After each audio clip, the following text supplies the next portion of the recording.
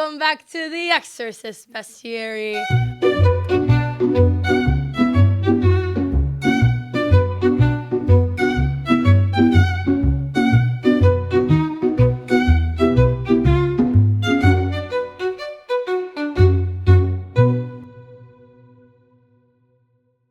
Welcome back to the Exorcist Bestiary. We haven't recorded a podcast in 4 months. It has not been that long. Yes, it has, because we recorded a whole bunch in the chapter house in one day and then released those. Oh, wait, it hasn't been 4 months. It's been like a month and a half.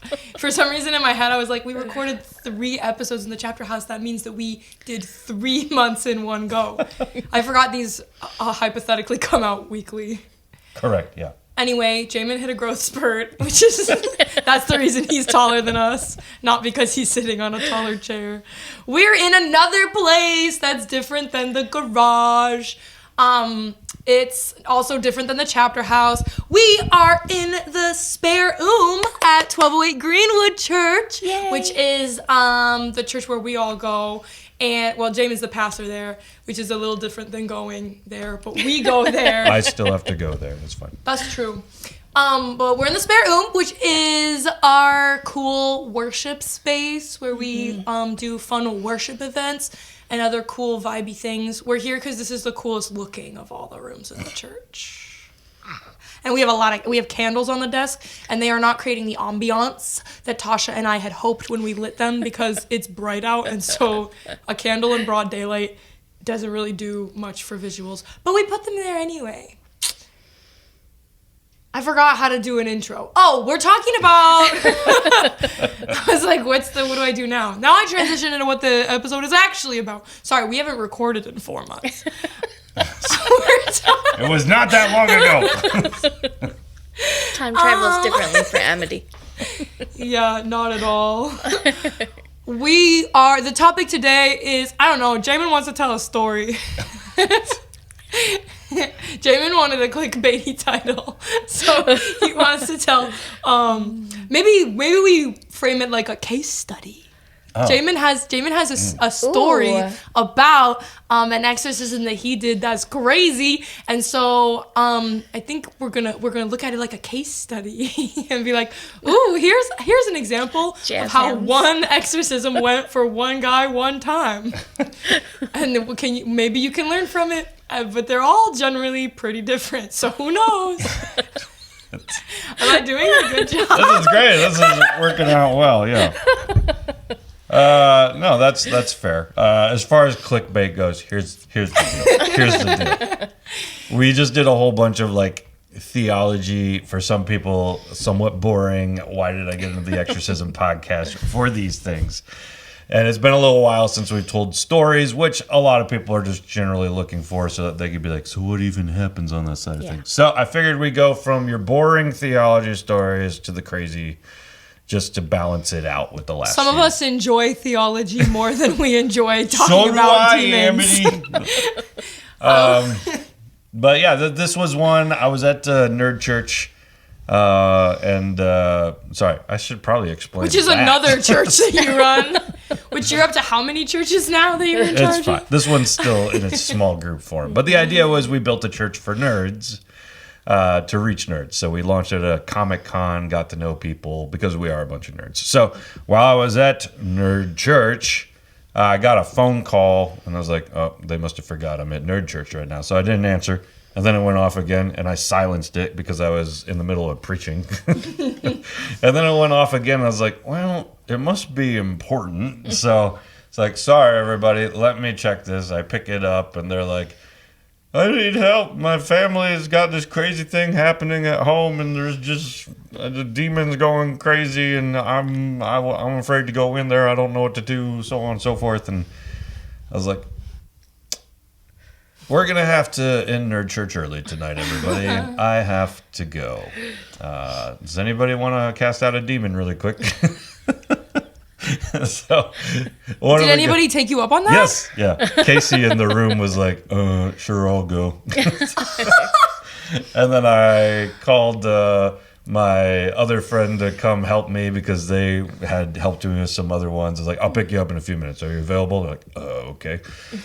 So I haven't done like a home emergency deliverance until this moment, and I have no idea what we're getting into. And if you've been watching this podcast, we do this slowly over inner healing moments. So I'm like, I imagine the point of this particular one, given our own methodology, is just to calm it down and figure out what to do from there. So Casey hops in my car. I go and pick up my other friend, and we drive over to the house. We walk in, and the whole family's in the living room, and they're like, they're in there. Like, have I heard this story before? Or is this going to freak me out? I don't know. I guess we'll find out. Everybody watch Amity's facial expressions for the rest of this to get your extra enjoyment out of this episode. So we walk into the room, and there's one of my friends trying to figure out what to do, and everybody else scared in the other room. And the thing is just sitting in the corner. The window shutters have been messed up. The bed's When you say the thing is sitting in the corner, you mean the person who needed Okay, yes, sorry. I don't mean a person is a thing. That was... No, I was just asking for clarification because I didn't know. The thing is manifested, okay, and the person is sitting in the corner against the wall. Okay. But the room is a mess. Like, things have been thrown around, and... shutters are messed up. Everything's messed up. The room is bad. So I'm just like trying to get my bearing, and then the thing looks up at me. He's like, "Oh, you brought Jamin," and then it mentions my friend that I picked up and gives Casey the wrong name, and so we're all just like, well, that was fun to watch a demon screw up its like. But it knew you by name? It knew me. It's been to my church. So it's like, oh. The demon had or the person had? Well, the person has. But therefore, the demon has also been to my church. So it recognized me. But demons are not omniscient, and they also make problems, like errors just like we do. Like when I catch them in a plan or I mess up their plans, you can see how upset they are about it, that they didn't get away with it. They didn't know it was going to work for sure beforehand. But in this particular case, they messed up a person's name, which was just funny to watch because we're like, all right, stupid demon. And then I'm trying to get my bearing on what's going on here.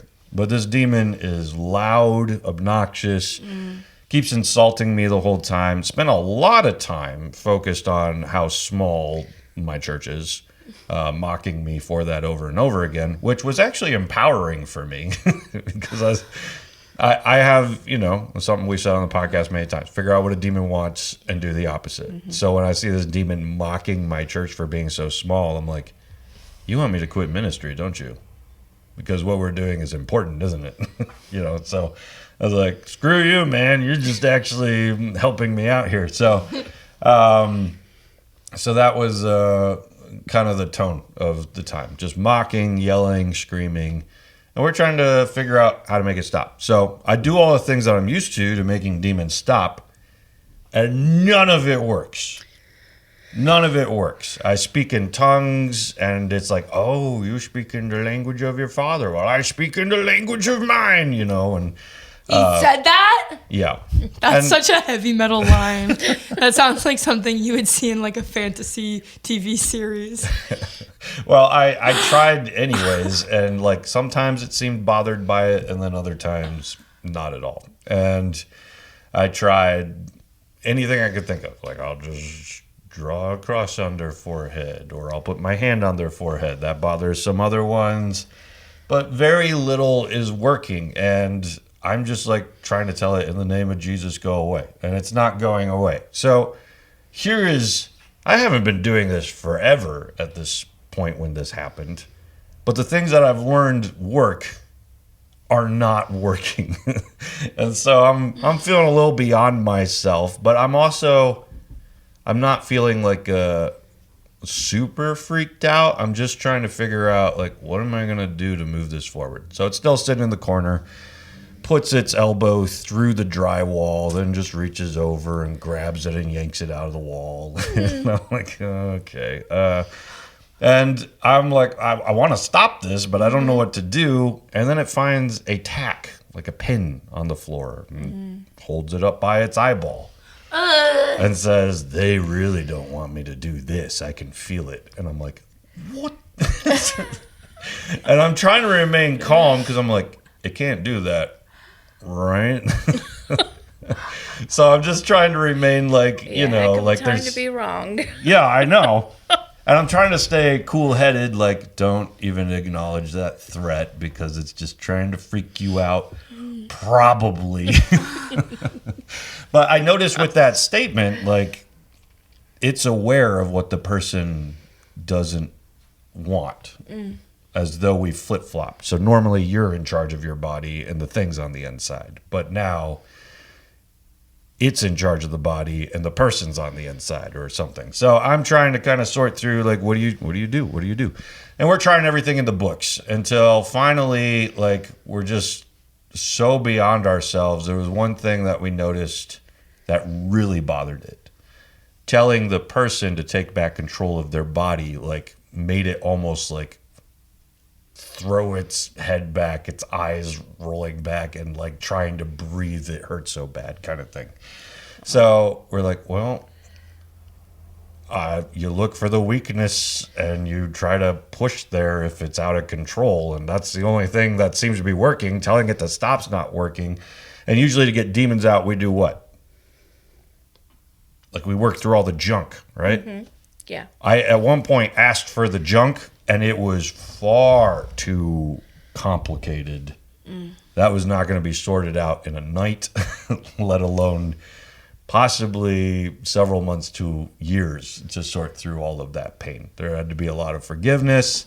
There was some interpersonal connections as to how this thing had gotten in that was going to have to be worked out with other people. So at this point, I'm like, we just need to make it stop. Like, we're not going to get this thing out today. Just has to stop. We all noticed telling the person to take control of their body is the thing that bothers it the most. So let's just do that. And so, like, all of us just start praying. Those of us who know how to speak in tongues start speaking in tongues. And otherwise, we're just, like, incessantly talking to the person inside, saying, take back control, take back control, take back control, take back control. Until finally, like you see it in pain, it's yelling, it's screaming, and finally it gives up, and the person comes back and they are just like crying, like what happened. They didn't remember any of it? The way that they described it sounds like the movie Get Out, where this lady hypnotizes people and shoves them down into themselves. And that was how they kind of explained it, was like I was inside a room on the inside or something. So I could hear you all talking and I was trying to get out. Which then made sense. Like, we were telling you to take back control. Like, we were basically encouraging you to push through the wall and get out to take back control of your body. So now when all this was over, which took probably an hour. All that? It was only an hour? I mean, there was a lot. I thought this was more, like the whole night. Well, I don't remember how long it was, but it was probably an hour, maybe more.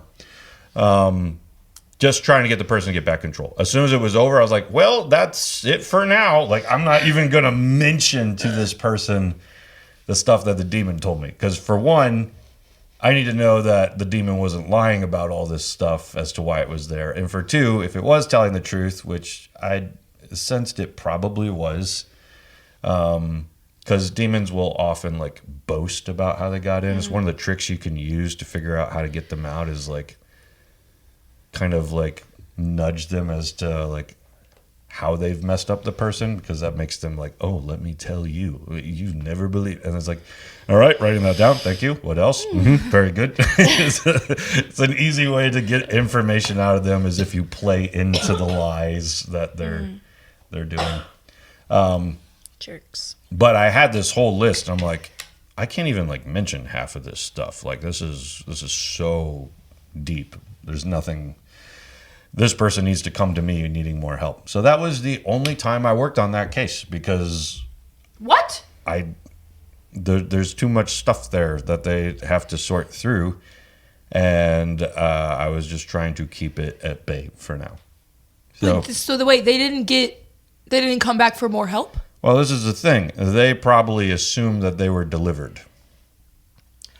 I think everyone who was present was probably like, oh, good, that's over. And I'm like, But like this person, I couldn't tell that they really had a stable even faith with Jesus. So I'm like, there's so much like depth they're going to have to handle, let alone a lack of Christianity to help them handle it.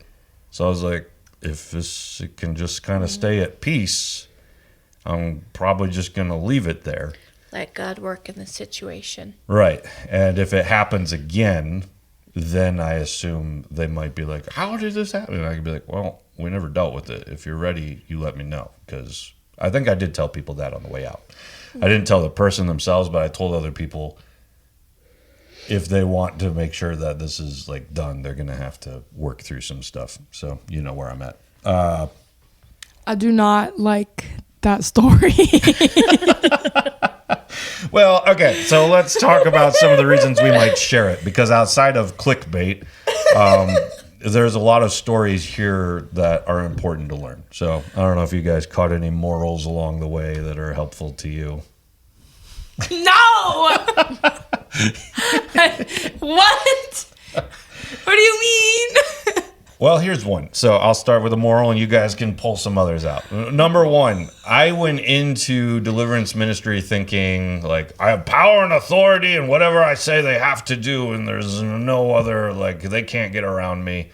And I found out in this moment that while I have power and authority, and I can remain assured of that and rest in that, it doesn't always work so simply as I think it does. So in this particular case, none of the things that I said worked. In fact, the way that the person took back control of their body was not even really like Jamin's power and authority at work, right? It was me encouraging them to take back control of their body, which may not be a spiritual, I guess that would be like their authority almost. Like they had to break out and take back control. So in the end, I was almost more of a guide than anything, which leads you to questions like when people get in these kinds of sticky situations with like the tack up by the eye.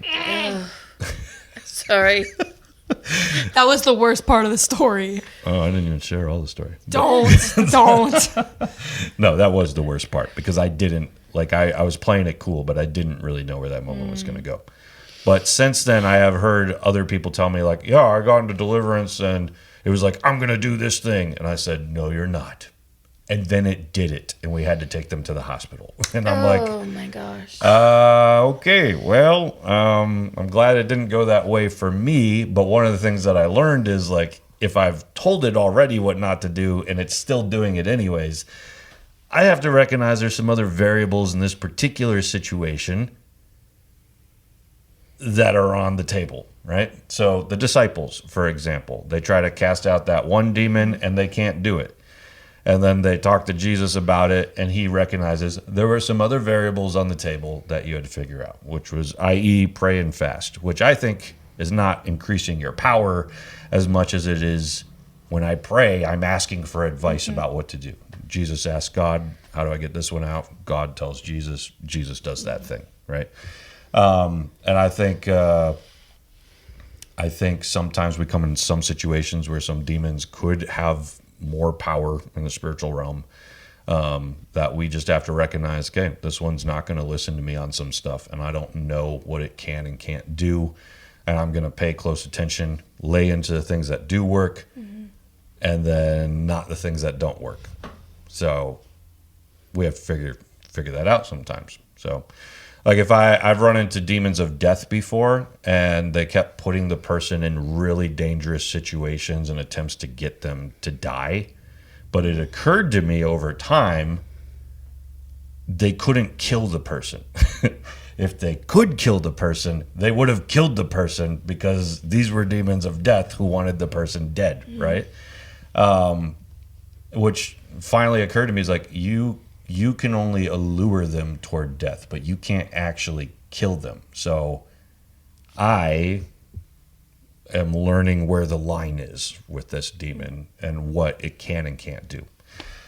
With that particular one, I don't know where the tack thing went. With the stories other people have shared with me, I don't know where the line is for them, but they learned the hard way, like, wow, I really rested in my power and authority, and then found out the hard way that wasn't enough. So there's one moral, is learning, and I don't want anyone to go into like deliverance ministry feeling like they're not enough, because you are. But there are different techniques and strategies through prayer and fasting that you have to find out in order to get it out. So I had a whole team with me at this one where I was looking around at them constantly like, what is the Holy Spirit telling you guys? They're like, nothing.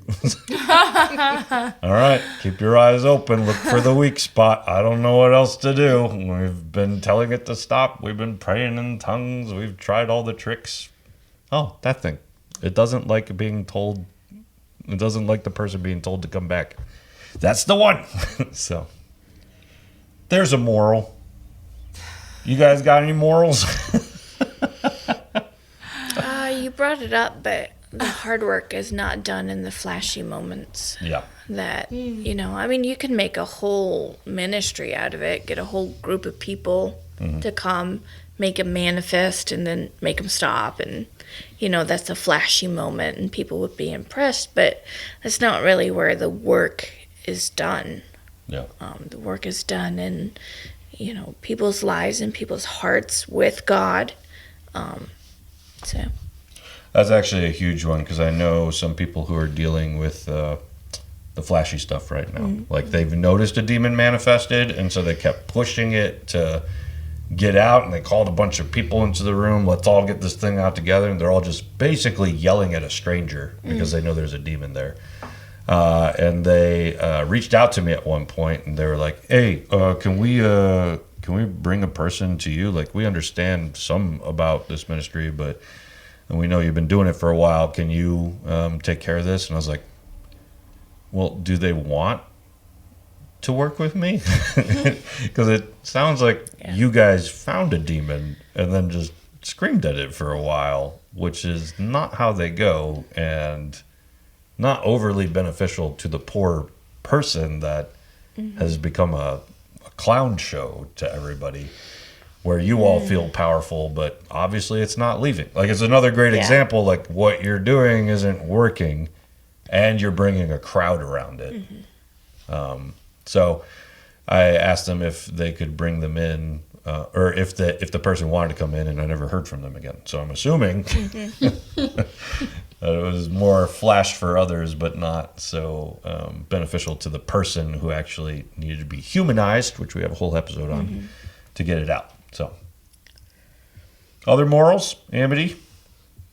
I would have crashed out if I would have been in that situation, witnessing that. I would have not been helpful at all. Mental note: Amity does not do taps. Don't bring me around. don't invite me to that. First off, that I will. No. And secondly, I'm gonna stop picking up your phone calls. Secondly, I'll speak to this as another moral of the story. The kinds of stories I just shared sound so terrifying, right? Yeah. Agree. Like Casey, who went there, and this was his first experience. Oh, poor Casey. When we left, he was like, I'm going to be honest, Jamin. That was like the movies. That was a really good Casey. If anyone Casey's watching this knows chill. Casey, that was a really good Casey impression. Which I have long tried to teach the moral, like, guys, it's not like the movies. So when Casey's first experience was actually kind of like the movies. Well, I guess, like, you've done hundreds at this point of exorcisms, probably deliverances. No, I've had sessions, but probably not. A lot of sessions, and like put in a lot of work and like endless hours doing this kind of thing, and the steps that lead up to it, and the the spiritual, mental, emotional healing side of things. So like, I guess in the grand scheme of things, the number of stories that you have that are like the movies, comparatively to the numbers of stories that you have that are like very calm, praying and like healing and like listening to the spirit, it's like there is like a lot more of one. Yeah, so, well, for Casey, that's the only one, you know. So. he never went back to help again. I can't imagine why. Well, we actually made I explained to Nerd Church what happened the following week, and we made a group of people who were willing to go if it happened again. That I could immediately just post in a chat, be like, it's time. Do not put me in that group chat. Do not add me to that group chat. I'll add you in later. No! It hasn't been touched since that moment because this was such a rare thing to happen. But what I was going to say, sounds freaky, is freaky.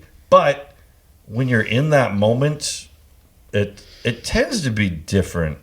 Maybe not for everyone, but for some people, especially when the demon is doing what you say, like that's actually an empowering moment where you're like, wow, we have been seated above, you know, like the Bible wasn't lying, and like I'm doing some real tangible work here by being here.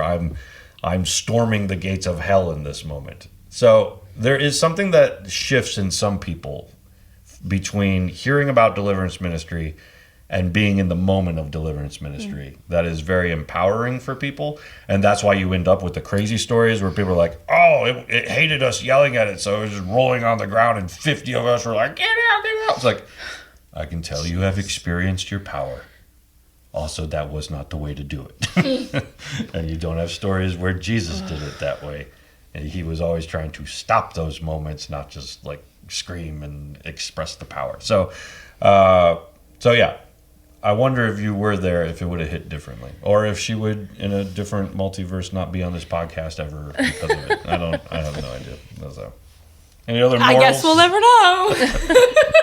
Until the next one comes along. I will not go to that. Any other morals to the story?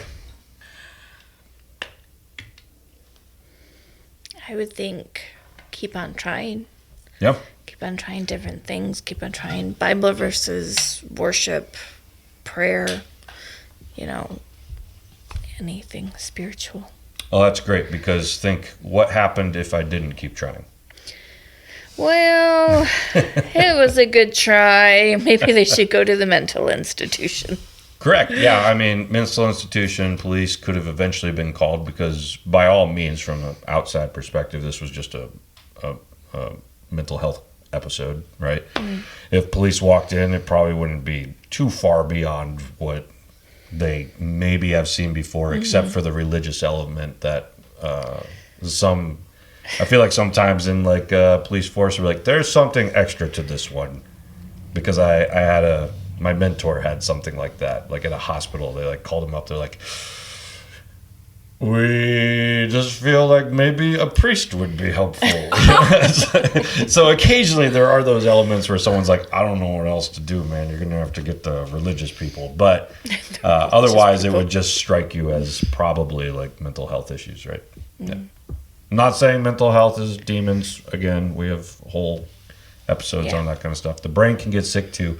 But when I walk in and everything is all about the spiritual stuff and the person has no idea what to do with any of it, like it struck very easily as demons. So, but yeah, I don't know what all the morals are. I'm sharing it as an example to extract them. If we think that we just got them all, then great. But for me, it's a story of, honestly, it was just trying to combat a moment. It was not a deliverance. And hopefully one day it can be, but they're going to probably be in a very stern place to actually deal with it at that point. So, yeah, there's a story of walking into craziness and just trying to calm it down. You're welcome. There's your clickbait. Is that we're done? That's it? My turn to talk again. I get the beginning, I get the end. And a lot of faces along the way. Maybe after the credits, we'll just zoom in on all of the faces Amity made. If you send me this, I'll make a smash cut. I'll make a TikTok. I'll edit it together. You're just going to hear my voice in the background. Demons. Like, demons. I'm like... Eyeballs. You laugh at me for having a large reaction as if you are not saying the most insane words that have ever been spoken by humankind. Nobody levitated off the ground. The way that you're going, don't put me in that group chat. I don't want to be there when they start flying. To levitation. I swear if you talk about the desert fathers who floated again. It was the Catholic saints, actually, but that's fine. Okay, whatever it is. Anyway, this has been another episode of the Exorcist Bestiary. I have more again later. Bye! Love you, besties.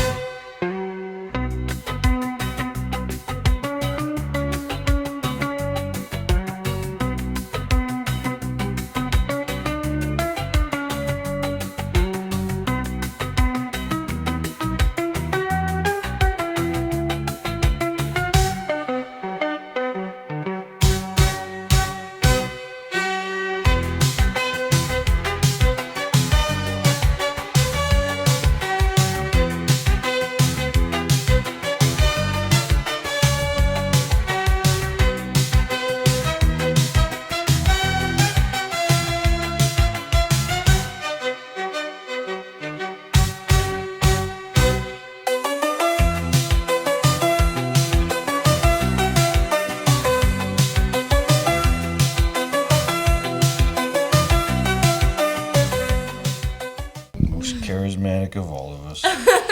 Don't put that on me. Double portion. No!